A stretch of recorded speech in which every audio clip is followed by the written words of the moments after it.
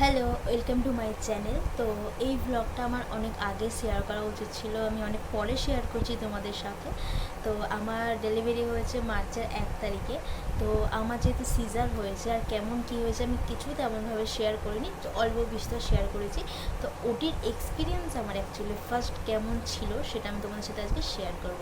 তো বেশি ইন্ট্রো না দিয়ে বেশি কথা না বলে চলো একেবারে ডিরেক্ট আসল কথায় চলে আসি। তো 1 তারিখ সকালে ঠিক 8:30টার সময় আমার জল ভাঙে। তো তখন আমার হাজব্যান্ড ডিউটি যাওয়ার জন্য বার হচ্ছিলো, তো 8:30টার সময় জল ভাঙে। তো সেখান থেকে তাড়াহুড়ো করে ট্যাক্সি করে চলে যাই আমি নার্সিংহোমে। তো ওখানে অলরেডি আমার বুকিং করা ছিল, তো সেই জন্য কোনো রকম ইস্যু হয়নি। তো আমার বেবি হয়েছে শকুন্তলা নার্সিংহোমে। তো ওখানেই যা গেলাম, তো ওখানে নার্স আর ডক্টর আস্তে আস্তে একটু লেট হচ্ছিলো। তো সেই জন্য স্যালাইন বা আরও যা সমস্ত যা ওদের আর কি কাজ করা ছিল সেই সমস্ত কাজগুলো ওরা কমপ্লিট করেছিল। স্কিন টেস্ট বলো, স্যালাইন বলো, সমস্ত কাজ ওরা কমপ্লিট করিল। তো ডাক্তার আসলো 11টা বাজে প্রায়। তো ডক্টর আসার পরে তো ওখানে আমাকে ওটিতে নিয়ে যাওয়া হয়। তো সেই মুহূর্তে আমাকে দুদিকে দুটো বেনুনি করে দেওয়া হয়েছিল, আর সাথে মাথায় একটা ক্যাপও পরিয়ে দেওয়া হয়েছিল। আর যখন ওটিতে যাচ্ছিলাম তো সকলেই ছিল, তো হাজব্যান্ড ওখানে ছিল না, কারণ ও ভীষণ ভয় পাচ্ছিল, সেই জন্য ওখানে ছিল না। আমাকে পরে বলেছে এই জন্য আমি ওটা দেখতে পারবো না বলে ওখানে ছিলাম না, অন্য কোথাও গিয়ে দাঁড়িয়েছিলাম। তো যাই হোক, ওটিতে গেলাম। ওটিতে যাওয়ার পরে ওখানে প্রথমে আমাকে যে চ্যানেল করে দেওয়া হয়েছে, মানে দুটো হাত দুদিকে বেঁধে দেওয়া হয়েছে, মানে দড়ির সাহায্যে। তো একটা হাতে সেলাইন ঝুলছে আর একটা হাতে পালস, হার্টবিট এগুলো দেখছিল।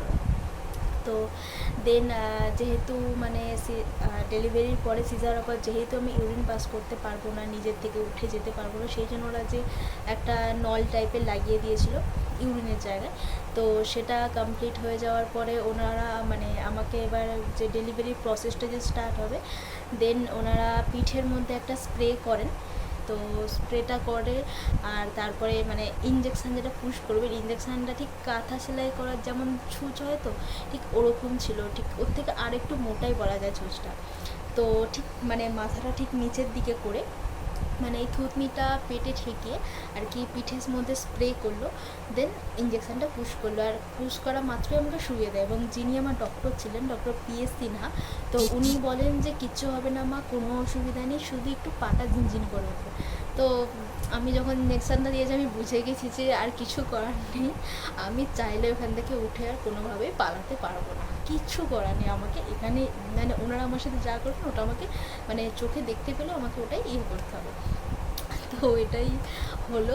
দেন আমাকে শুইয়ে দেওয়া হয়, শুইয়ে দেওয়ার পরে আমাকে অপারেশান চলে। তো প্রথমে ওনারা চোখে একটা কাপড় ঢাকা দিচ্ছিলেন। তো আমার মাথার কাছে যে ডক্টরটা ছিলেন, মানে টোটাল 4জন ছিলেন, মানে 4টে ডক্টর ছিলেন, একটা নার্স ছিলেন। তো মাথার কাছে যে ডক্টরটা ছিলেন উনি বলছিলেন চোখে কি ঢাকাটা মানে কাপড়টা দেওয়া মাত্র বলছে ঢাকা কি দেবো, বললাম না না ঢাকা দিতে হবে না, আমি মানে এই ঢাকা দিলে আমি অজ্ঞান হয়ে যাবো বা মানে আমার বেশি হবে। তো দেন উনি কী করলেন যে ঠিক আছে কোনো ব্যাপার না, তো চোখের থেকে এটা সরিয়ে দিলেন। দিয়ে দেন মানে পেটের ওপর থেকে মানে আমি পেটের নিচের পোর্শনটা দেখতে পাবো না, ঠিক সেইভাবে উনি একটা মানে গ্রিন রঙের পর্দা দিয়ে দিলেন। ঠিক আছে, তো গ্রিন রঙের পর্দাটা দিয়ে দেওয়ার পর আমি নিচে দেখতে পাচ্ছি না, কিন্তু উনি আমার সাথে কথা বলতেন কন্টিনিউ যে তুমি কি চাও, কি হোক, তুমি কি চাইছো, বা তুমি বা তোমার হাজব্যান্ড কী চাইছে, তোমার নাম কি, বা কোনো বেবির নাম ঠিক করেছে কিনা, অনেক রকম কমিউনিকেশন করতে দিয়েছেন। বাট আমি ওই মুহূর্তে কিচ্ছু মানে বলতে পারছিলাম না, কিচ্ছু করতে পারছিলাম না, শুধু মাইন্ডের মধ্যে চলছিল যে আমার বেবিটা সুস্থ হোক। বিকজ মানে এত পরিমাণে জল ভেঙেছে, মানে বলে বোঝাতে পারবো না। বাড়ির মধ্যে জল, ট্যাক্সি, রাস্তায় সমস্ত জায়গায় জল পড়তে যা শুরু হয়ে গেল। আমি ভীষণ টেনশানে ছিলাম।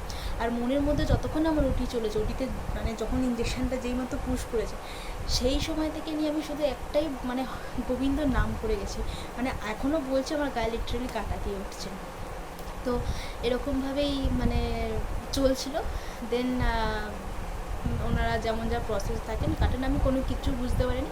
দেন যখন আমার বেবিকে বেড করছিল আর কি, মানে কাটার পরে, দেন যখন টেনে বার করছে, তো আমি অলরেডি এরকম নড়ছি। তো আমি তখন একটু ভয় পেয়ে যাই যে কেন নড়ছি। তো আমার মাথার কাছে ডক্টরটা ছিল, উনি বললো কিচ্ছু না, তোমার বেবিকে বার করা হচ্ছে।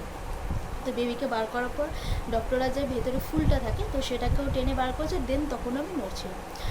তো এটা হয়ে গেল। তো বেবিকে বার করার পর কান্নার আওয়াজটা যখন আমি শুনতে পাই, তো তো তখন আমার মাথার কাছে ডক্টরটা থাকে, উনি বলেন যে দেখো তোমার বেবি হয়ে গেছে।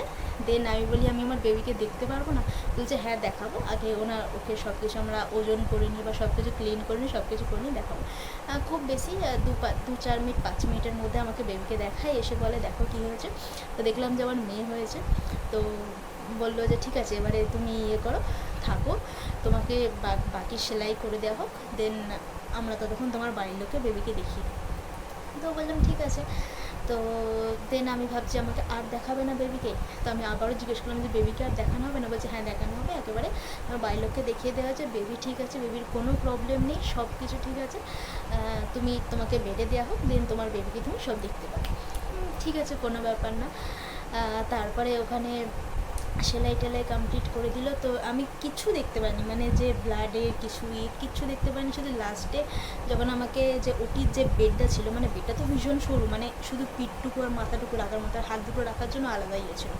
তো যে ওখান থেকে যখন বেড থেকে অন্য যে আমার যে বেডে আমাকে শিফট করছিল আর কি, তো দেন আমি দেখলাম কয়েকটা মানে রক্ত লাগানো তুলো কয়েকটুকু পড়ে আছে, ব্যাস। মানে আদার্স আমি আর কিছু দেখতে পাইনি। দেন মানে ওটি থেকে যখন বার হলাম, ওটি থেকে যখন আমি বেরিয়ে আসলাম, যখন আমাকে বেডে দেওয়া হলো, দেন অনেকেই ঠান্ডা লাগে বা কিছু, আমার কিচ্ছু হয়নি। আমি নর্মাল সবার সাথে কথা বলছিলাম বা তো কোনো জ্বর টর কিচ্ছু আসেনি আমার, তো সব কিছু নর্মালি ছিল।